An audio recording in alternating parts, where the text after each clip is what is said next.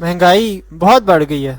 हाँ, बढ़ तो गई है, लेकिन इसका इलाज है ना। आप शादी जल्दी कर ले। शादी का क्या ताल्लुक है महंगाई से? आप जैसे मुझे देख ले।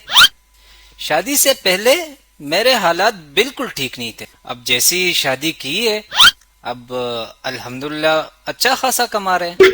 अपना काम है। अच्छा, शादी के बाद आपने अपना जाती काम शुरू किया है? हाँ हाँ, अल्हम्दुलिल्लाह। अच्छा, क्या काम शुरू किया आपने?